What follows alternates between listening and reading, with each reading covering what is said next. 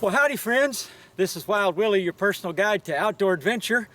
Jeffrey and I just got done with a 15-mile trail run. He's lagging a little bit behind, but there he comes up the trail right now. Everybody say hello to Jeffrey. Anyway, this is an unusually wonderful day. As most of you are aware, today is the first day of spring. I know you all probably already knew that, but Jeffrey and I just like to say happy spring to everyone. But what makes it unusual is, first of all, Jeffrey got the cone off his neck. We had a cone on there so he wouldn't chew on his stitches, and he got that off today, so he's real happy about that. We're going to dip him this afternoon for fleas and ticks. But being the first day of spring, it turned off very cold today. In fact, it was snowing and sleeting on us during our run just a little bit off and on, so that makes it very unusual. Now, you probably know all of those things, but what you didn't probably know, or what some of you might not have known, is that today is the vernal equinox celebration.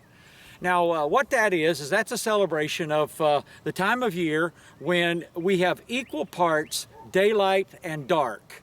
Now, what you also probably didn't know is that vernal equinox was invented right here in southern Missouri.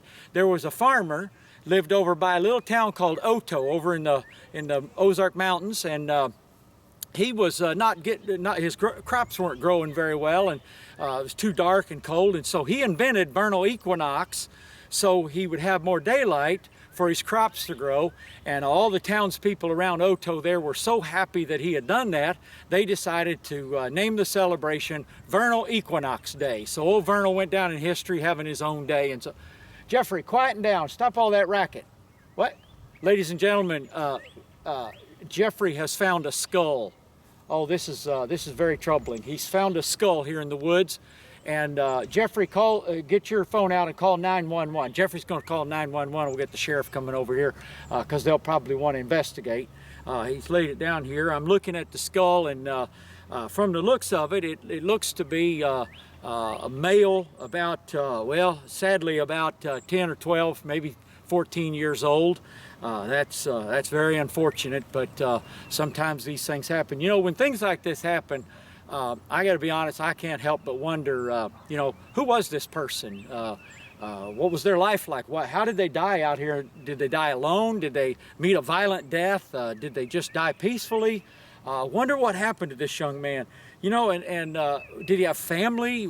I can't help but wonder when stuff like this happens. And in fact, looking at the skull, I have to tell you, I feel very, very sorry for this young man.